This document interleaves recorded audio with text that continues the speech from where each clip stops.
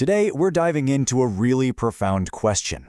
How can a philosophy like humanism provide real strength and meaning when you're faced with something as life-altering as a diagnosis like ALS?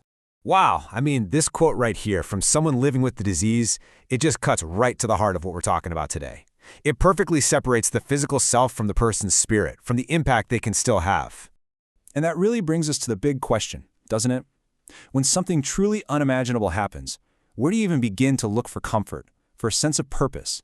It's a question that can shake everything you believe about life itself. So let's get into our first section, an unfair diagnosis. We'll first try to understand the sheer weight of an ALS diagnosis, and then we'll introduce humanism as a different way of thinking about it. Okay, so what are we really talking about when we say ALS? Well, clinically, it's a disease that attacks the nerves that control your muscles. But honestly, the true impact is existential. It's a disease that slowly and methodically takes away your physical freedom, forcing you to face the biggest questions a person can ask. And this is where that alternative framework comes in, humanism. So, what is it? Put simply, it's a philosophy that says we have everything we need to live good, meaningful lives right here, right now. It's all guided by human reason, our empathy for one another, and science. No supernatural forces required. Okay, section 2, facing the finite. This is where things get really interesting. We're going to look at how humanism takes the concept of mortality and completely reframes it, not as a source of fear, but as a reason to live a more resilient life. And this is such a powerful way to look at it. On one side, you have a more traditional view, where an illness might be seen as some kind of divine test or punishment, and that naturally leads you to ask the universe, why me? But the humanist view, it's totally different. It says, look, this is biology. It's random. It's indifferent. And that simple shift changes the question completely. It's no longer why me. It becomes, okay, how can I make the most of the time I have now? And that's really the core idea, right? Humanism doesn't run from the fact that life ends. Actually, it leans into it.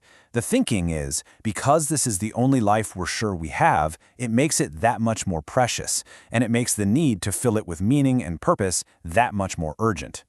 And who embodies this more than the incredible Stephen Hawking? He lived with ALS for over 50 years, and this quote, it's just perfect. It's a clear-eyed acceptance of death, but it's paired with this fierce drive to live because there's just so much you want to do first. His whole life is the perfect example of this in action. He's a powerful case for what some call cognitive liberty. The idea that your mind can still be free, it can still create, it can still change the world, even if your body is imprisoned. He didn't just endure. He turned a personal tragedy into a monumental gift for all of humanity. All right, next up, creating a new purpose. This is a huge question, isn't it? If an illness takes away what you thought your purpose was, what do you do? Well, from a humanist standpoint, you don't find a new one, you build one.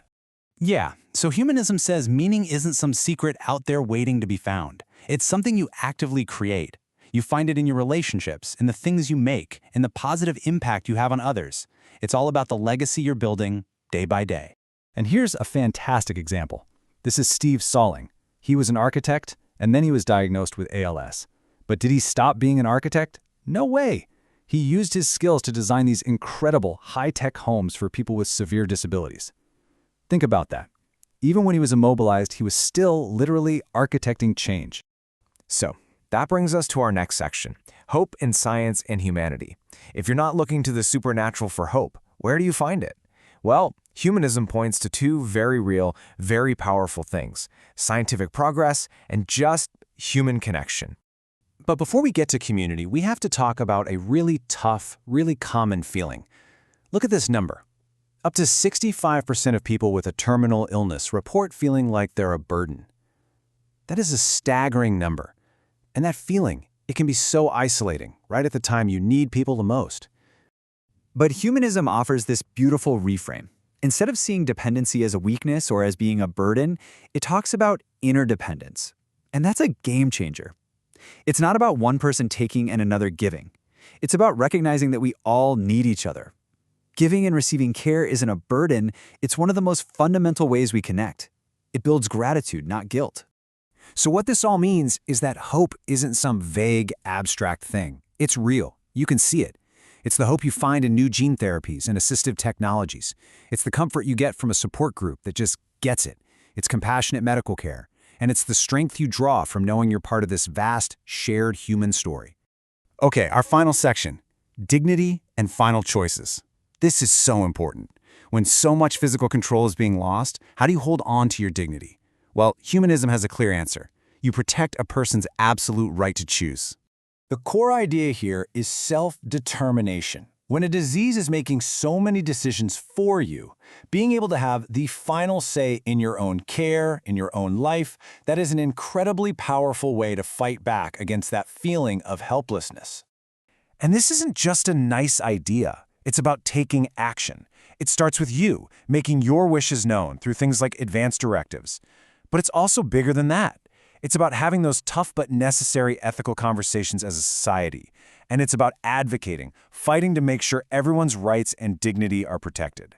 And we come back to Stephen Hawking one last time for this. Just let that sink in.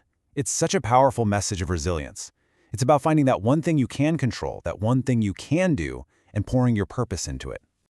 So when you put it all together, you can see how humanism offers this really solid path to finding peace. It's not about ignoring reality, it's about fully embracing this life.